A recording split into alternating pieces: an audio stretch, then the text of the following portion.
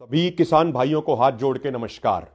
किसान भाइयों, प्रधानमंत्री मोदी जी आरएसएस और जनसंघ के जिस स्कूल में पढ़े हैं उस स्कूल में यह सिखाया जाता है इनको कि एक झूठ को यदि 100 बार बोलोगे तो लोग उसे सच मानने लगेंगे। इसीलिए प्रधानमंत्री लगातार पिछले 6 सालों में झूठ बोलते रहे हैं और अब तो वो झूठ बोलने में नए रिकॉर्ड बना रहे हैं।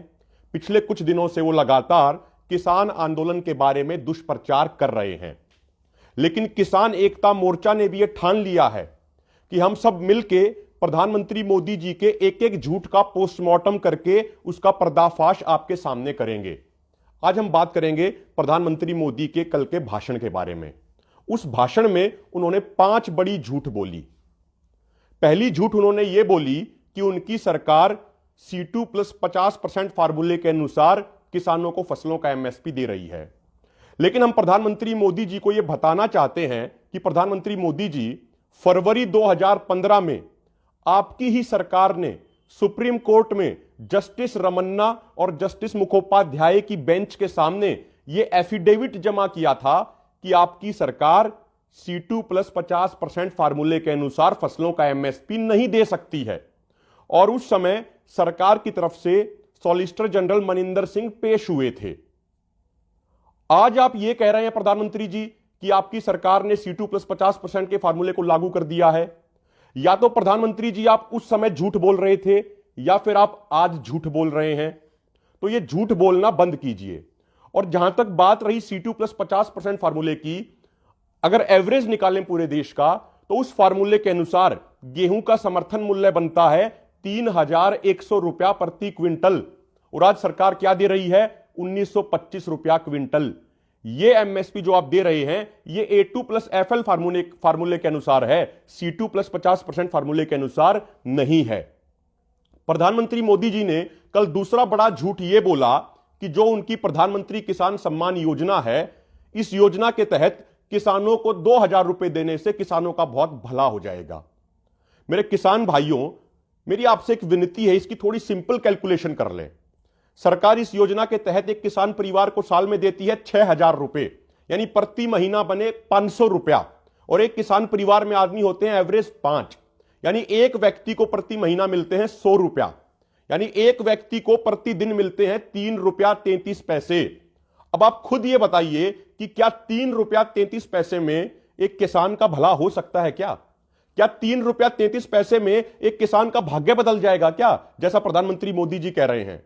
और प्रधानमंत्री मोदी जी, आपकी जानकारी के लिए हम यह बता देना चाहते हैं कि इस बार और इससे पहले भी हमारी फसलों का उचित MSP हमें नहीं मिला। अब की बार बाजरा जिसका सरकारी रेट 2100 रुपया क्विंटल है वो बिका हमारा 1100 रुपए क्विंटल में। मक्का जिसका सरकारी रेट 1850 रुपया क्विंटल है वो बिका 500 से 600 रुपए में। गेहूं जिसका समर्थन मूल्य 1925 रुपया क्विंटल है वो आज भी बाजार में 1300-1400 रुपए प्रति क्विंटल बिक रहा है। धान जिसका सरकारी रेट 1868 रुपया प्रति क्विंटल है वो 900 से 1000 रुपए क्विंटल में बिका है। यानी प्रति एकड़ हर फसल के ऊपर हर किसान को 15 से 20 हजार रुपए का नुकसान हो रहा है।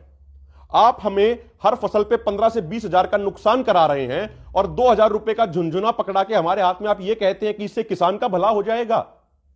आपकी जानकारी के लिए हम ये बता देना चाहते हैं कि अभी कुछ दिन पहले OECD संगठन, जो 36 देशों का संगठन है, उसने अपनी रिपोर्ट में कहा कि यदि पिछले 17 सालों में हिंदुस्तान के किसानों को C2 प्लस 50% फार्मूले के अनुसार फसलों का MSP मिलता तो हम सभी किसानों को 45 लाख करोड़ रुपया ज्यादा मिलना चाहिए था। और हमारे ऊपर संपूर्ण कर्ज कितना है देश के किसानों के ऊपर? मात्र 8 से 9 लाख करोड़ रुपया। तो यदि आप हमारा सारा कर्ज भी काट लें तो उसके बावजूद हमारा 37 लाख करोड़ रुपया सरकारों पे बकाया है। तो आप हमें हमारा हक दीजिए। ये किसान कौम स्वाभिमानी कौम है, इस कौम को भीख नहीं चाहिए। आप ये 2,000 रुपए का झुंझुना पकड़ा के हमें बेवकूफ बनाने का प्रयास मत कीजिए। प्रधानमंत्री मोदी ने तीसरा झूठ यह बोला कि फसल बीमा योजना से किसानों को बड़ा फायदा हो रहा है। तो प्रधानमंत्री मोदी जी, हमारे एक सवाल का जवाब दे दीजिए आप। यदि यह योजना इतनी ही अच्छी है तो आपके खुद के राज्य गुजरात में बीजेपी की ही सरकार ने किसानों के दबाव में आके इस योजना को रद्द क्यों किया है? वो इसलिए रद्द किया है क्योंकि यह योजना सिर्फ बीमा कंपनियों को फायदा पहुंचाती है, किसानों को इससे कुछ नहीं मिलता। किसानों को तो सिर्फ दर दर की ठोकरें खाने को मिलती है इस योजना से। इस योजना से बीमा कंपनियों को पिछले 3 सालों में 27,000 करोड़ रुपए का फायदा हुआ है। चौथी बात, प्रधानमंत्री मोदी जी ने यह झूठ बोली कि भाई किसान संगठन मुलाकात नहीं करना चाहते सरकार के साथ। प्रधानमंत्री मोदी जी आपको बता देना चाहते हैं, आज भी जो हमारे संगठनों ने चिट्ठी लिखी है उसमें हमने कहा है कि 29 तारीख को हम मीटिंग करने के लिए तैयार हैं, लेकिन मीटिंग का एजेंडा हम तय करेंगे। मीटिंग की टर्म्स एंड कंडीशन सरकार तय नहीं करेगी। जो सरकार चिट्ठी लिख रही है उसमें क्या लिखा हुआ है? अभी 2 दिन पहले चिट्ठी आई, उसमें लिखा हुआ है कि एमएसपी के मुद्दे का इन 3 कृषि कानूनों से कोई लेना देना ही नहीं है। यह सरकार ने लिखा है। मोदी जी, आपको और आपके अधिकारियों को इतनी जानकारी तो होनी चाहिए ना कि इन 3 कानूनों के खिलाफ जो आंदोलन खड़ा हुआ उसकी बेसिक फाउंडेशन यह थी कि इन तीनों कानूनों में एमएसपी का कोई जिक्र नहीं था। और हम सभी किसानों की एक जायज चिंता यह थी कि भई ये 3 कृषि कानून लागू होने के बाद हमारी फसलों की एमएसपी पे खरीद बंद हो जाएगी। ये हमारी जायज चिंता थी और इसीलिए ये इतना बड़ा आंदोलन खड़ा हुआ। तो आपके अधिकारी ये कैसे कह सकते हैं कि एमएसपी गारंटी का इन 3 कानूनों से कोई लेना देना नहीं है? आप टर्म्स एंड कंडीशन सेट करते हैं बातचीत के लिए। इन टर्म्स एंड कंडीशन के आधार पर कोई बातचीत नहीं हो सकती। टर्म्स एंड कंडीशन और बातचीत का एजेंडा आज देश का अन्नदाता तय करेगा और उस आधार पर बातचीत होगी। अगला एक वो दुष्प्रचार प्रधानमंत्री मोदी बार बार ये कर रहे हैं कि भाई इस आंदोलन में माओवादी घुस गए हैं, नक्सलवादी घुस गए हैं, आतंकवादी घुस गए हैं। यदि प्रधानमंत्री मोदी जी आपकी बात सच है तो सबसे बड़ा सवाल तो आपके ऊपर ही खड़ा होता है। आपकी सरकार के पास सभी डिपार्टमेंट हैं, आईबी है, लोकल इंटेलिजेंस है, रॉ है, सीबीआई है। उसके बावजूद दिल्ली के नजदीक इतना आंदोलन चल रहा है और उसमें आतंकवादी, माओवादी, नक्सलवादी घुस गए। तो आपके ये सभी डिपार्टमेंट क्या कर रहे थे? आपकी सरकार क्या कर रही थी? तो फिर राष्ट्रीय सुरक्षा कहां गई? तो इससे तो आपके ऊपर ही सवाल खड़े होते हैं। अगर यदि ऐसा है तो इससे तो आपका फेलियर नजर आता है। मोदी जी, हम आपसे यह विनती करते हैं कि आप किसान आंदोलन को बदनाम करना बंद कीजिए।